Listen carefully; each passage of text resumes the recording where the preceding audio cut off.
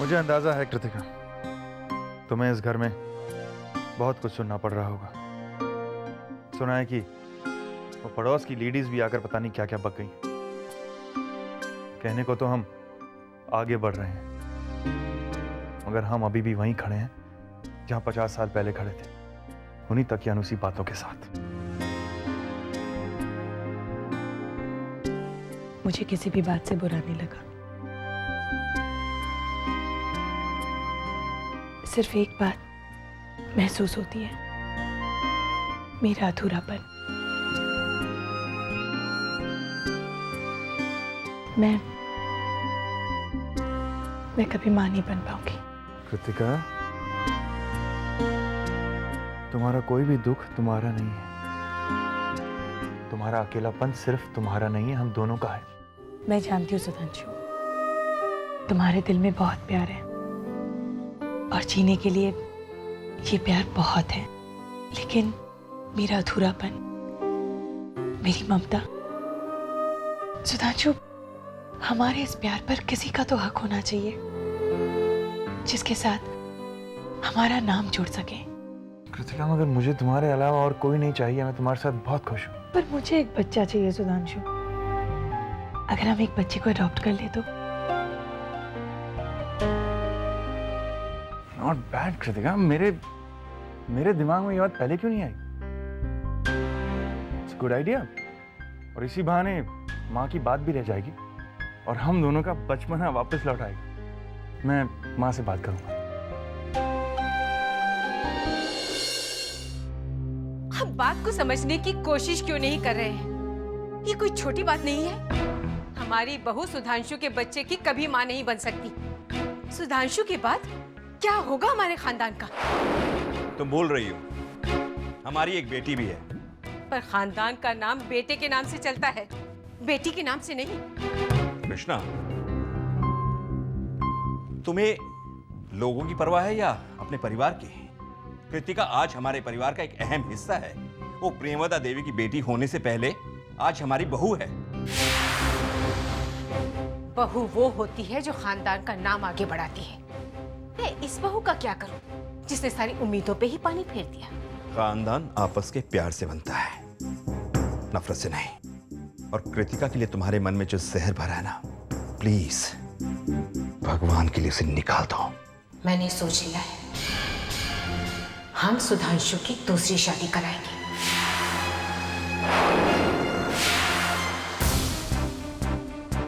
Well, I think picnic जितनी बच्चों के लिए इंपॉर्टेंट है उतनी बड़ों के लिए भी।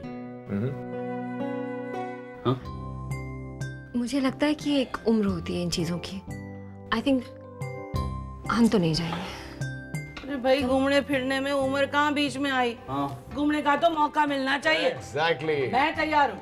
मैं भी तैयार हूँ। और मैं भी। एक मिनट, लेकिन मेरी एक शर्त है, अगर पिकनिक जाएंगे तो सभी जाएंगे, वरना कोई नहीं जाएगा। मम्मा प्लीज, हमको पता चलेगा। कहाँ जाने की तैयारियां हो रही हैं? Good morning. Good morning. कब आए आप? मैं बस अभी आया। दादी, लक्ष्य अंकल ने पिकनिक का प्रोग्राम बनाया और मम्मी मना कर रही है जाने के लिए। अब बोलिए ना कुछ दादी, प्लीज। ओहो, तो तुम्हें कब मना किया? तुम लोग जाओ ना, मुझे नहीं जाना है। कम ऑन भाभी, आप भी चली जाइए ना, मजा आएगा। वैसे लक्ष्य, आप लोग सब संडे का प्लान बना रहे हैं, संडे को मैं नहीं आ पाऊँ। क्यों? तुम्हें क्या प्रॉब्लम है? फैमिली के लिए एक दिन नहीं दे सकते तुम? मौसी, संडे को मैंने 3 मीटिंग्स फिक्स कर रखी है ना, हैव टू अटेंड। हमें तो लगता है आपको पिकनिक पे श्लोक चाचू और पंछी को भी साथ ले जाना चाहिए। वाह, पंछी के साथ पिकनिक? तो कब चलना है? तुम कहीं नहीं जा रहे हो, तुम मेरे साथ ऑफिस चल रहे हो। लेकिन लक्ष्य, मुझे नहीं, आई थिंक प्रोग्राम फाइनल। हम लोग संडे को पिकनिक जा रहे हैं, right? That's done. It's final. लक्ष्य, थैंक्स। किस लिए? लक्ष्य, हमारा परिवार जिस क्राइसिस से गुजर रहा है, उसमें आप हवा के एक ताजा झोंके की तरह हैं। कौन करण साहब? नहीं, आई एम सीरियस।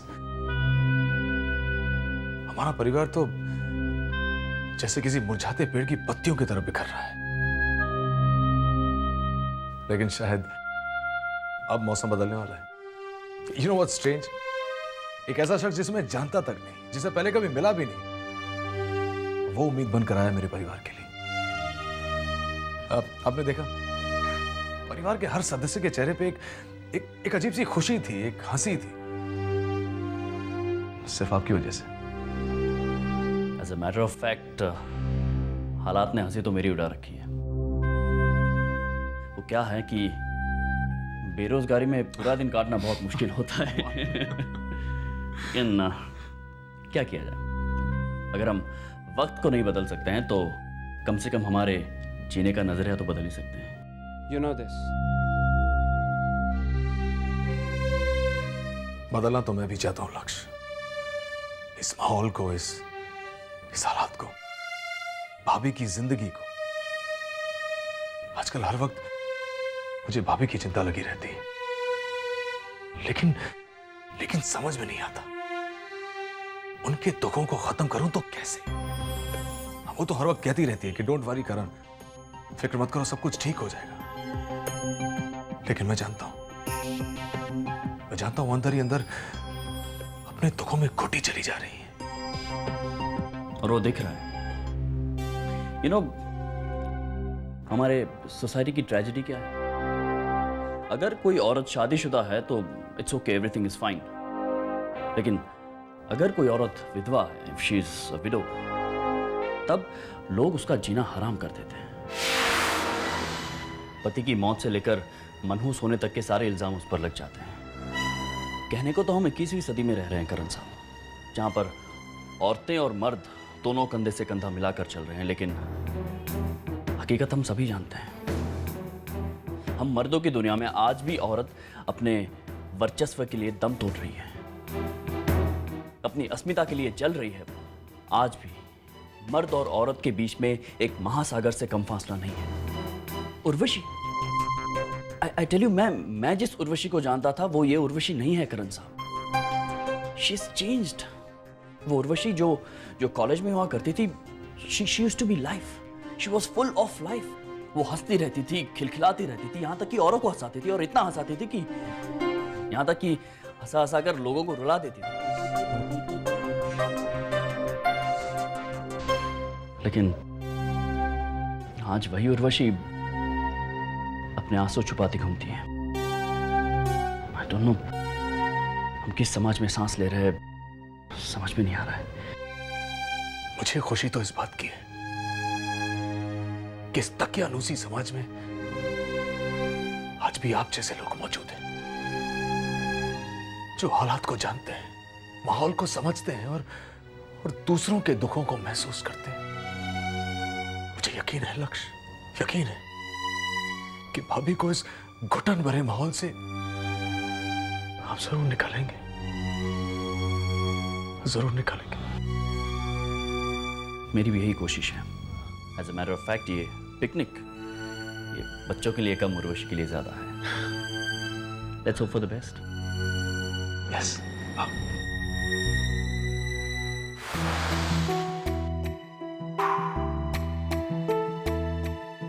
पाखी, क्या बात है बेटा?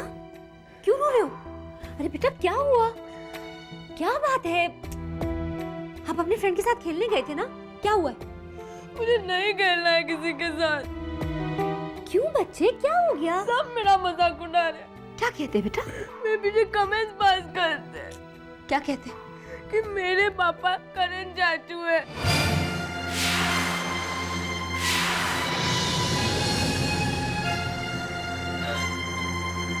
किसने कहा? मुझे बताओ, किसने कहा? मैं उनके पेरेंट्स से मिलके बात करूंगी। बताओ। नहीं मामा, आप किसी के यहाँ नहीं जाएंगी, वो सब आपको भी कहेंगे। चाची आपको क्या क्या बोल दिए मामा, आप कहीं नहीं जाएंगी मामा, प्लीज। रोते नहीं पाखी, पाखी रो मत बेटा। सुन रहे हो मेरी बात? कहने दो जिसको जो कहना है। किसी के कहने से हम बुरे नहीं बन जाते, हम जो हैं वही रहते हैं, समझे? रोते नहीं बेटा, रोते नहीं। ये ठीक कह रही है तुम्हारी मम्मी, बिल्कुल ठीक कह रही। जैसे इन्हें किसी की परवाह नहीं, वैसे तुम्हें भी किसी की चिंता करने की जरूरत नहीं है। तुम्हारी माँ और तुम्हारे चाचू के साथ जो कुछ भी हो रहा है ना, वो कोई तोड़ नहीं सकता। श्वेता, चिल्लाइए मत। बच्चों को बहकाने से हकीकत नहीं बदल जाती। अच्छा है अगर बच्चे अभी से ताने सुनने की आदत डाल दें, बाद में प्रॉब्लम नहीं होगी ना। श्वेता, तुमने मुझसे जो कहना है कहो, मेरे बच्चों को कुछ मत कहना। अरे आपके बच्चों को मैं क्या कहूँगी, अब जो कुछ भी कहना है ना दुनिया वाली कहेंगे। बहुत दुख होता है मुझे, आपकी गलतियों की सजा आपके बच्चों को भुगतनी पड़ रही है। आप झूठ बोल रही है, मेरी मम्मा ऐसी नहीं है। मेरी मम्मा मेरे पापा से प्यार करती है और किसी से नहीं। आप सब झूठ बोल रहे हो। बाकी बात क्या, तुम रो क्यों रही हो? नहीं है। बाकी तुम रो क्यों रही हो? तुम यहाँ क्या कर रही हो? बात क्या है भाभी? बच्ची रो रही है करण, बच्ची के और उसकी माँ के आंसू पूछो। मुझे ऐसे क्या देख रहे हो? अपनी प्यारी भाभी और भतीजी को देखो, पता नहीं बेचारी बाहर से क्या सुन के आई, आंसू ही नहीं थम रहे इसके। बाकी नहीं, रोना बंद करो बाकी, रोना बंद करो, सब ठीक हो जाएगा। ओहो पाखी चुप हो जाओ, तुम्हारे चाचू कह रहे हैं। तुझे आग में घी डालने के अलावा और कुछ नहीं आता? मासूम बच्ची को रुला दिया। तेरी ये गलतियां तुझे जिंदगी भर रुलाएंगी। आप मेरी चिंता मत कीजिए, मुझे किसी के श्राप का कोई असर नहीं होता। और अब तो ये सिर्फ एक दिन की बात नहीं है, अब तो रोज एक दूसरे के आंसू पोंछने पड़ेंगे।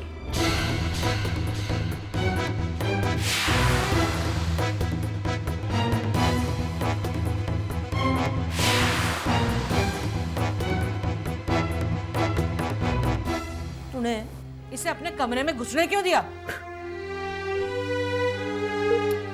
रोना बंद करो बाकी, रोना बंद करो। तुम्हारे चाचू है ना तुम्हारे साथ।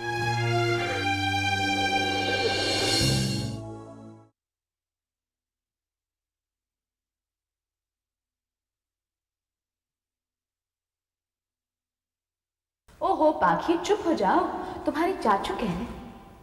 और अब तो ये सिर्फ एक दिन की बात नहीं है, अब तो रोज एक दूसरे के आंसू पोंछने पड़ेंगे। अब तो रोज एक दूसरे के आंसू पोंछने पड़ेंगे।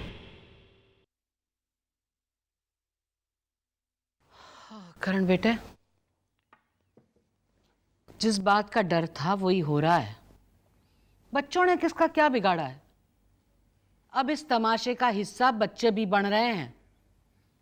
आज पाखी को पड़ोस के बच्चों ने कुछ बोला, कल को दूसरे बच्चे बोलेंगे। मुझे आसार ठीक नहीं लग रहे हैं और यह मामला यहां रुकने वाला नहीं है। जिस घर के बड़े अपनी तहजीब और फर्ज भूल जाएं, उस घर के बच्चों का भविष्य दांव पर लग जाता है। पता नहीं रोहन और पाखी का क्या होगा। करण बेटे, अब समझे मैंने उर्वशी की दूसरी शादी की बात क्यों की थी? वक्त हाथ से निकल जाए उससे पहले हमें कुछ करना होगा। कहीं ऐसा ना हो कि अपनी इस गलती की हमें कोई ऐसी कीमत अदा करनी पड़े जिसका जिंदगी भर अफसोस रहे।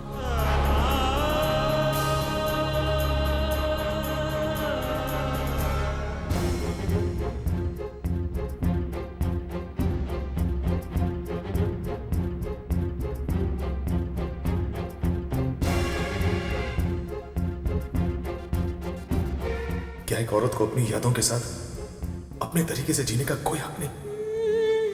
कैसी दुनिया है जो किसी को अपने मन से जीने की छूट भी नहीं देती? क्या मौसी का सोचना ठीक है कि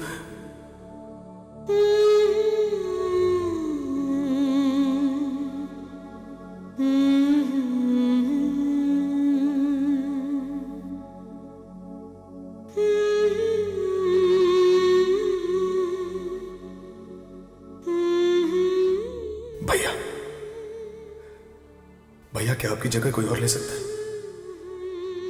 भैया क्या भाभी की जिंदगी में आपकी जगह कोई और ले सकता है? नहीं नहीं, कुणाल भैया की जगह और कोई नहीं ले सकता, कभी नहीं।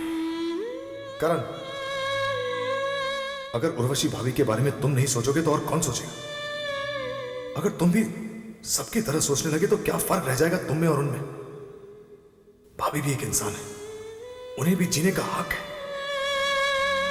उनके आंसू और उनकी खुशियां क्या कोई शेयर नहीं कर सकता?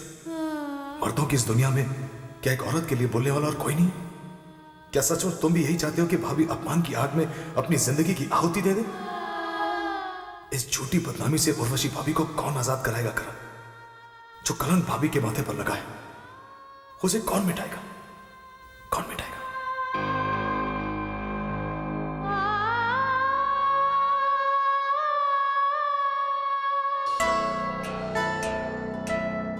भाभी, भाभी,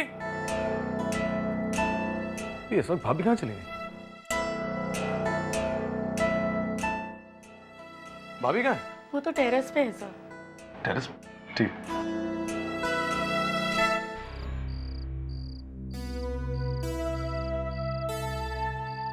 भाभी,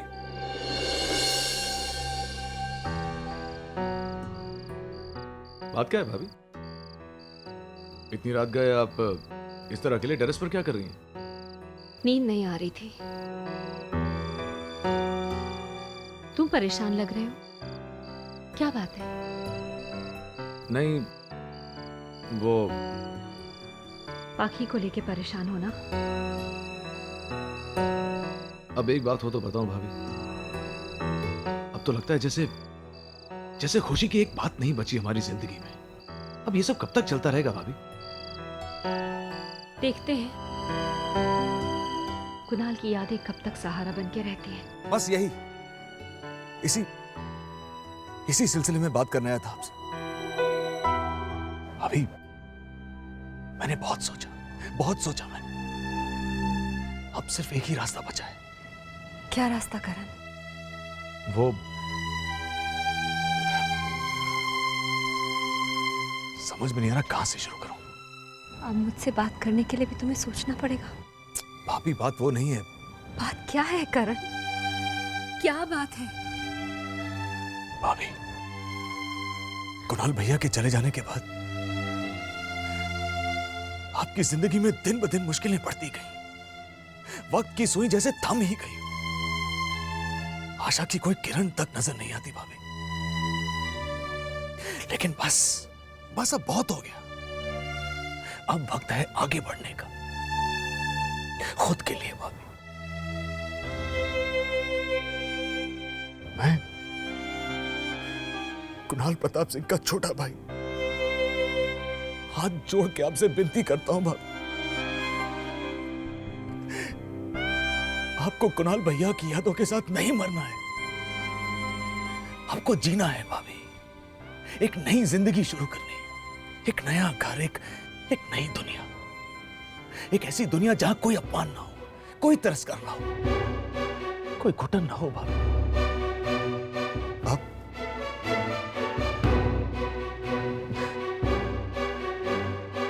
अब दूसरी शादी कर लीजिए भाभी।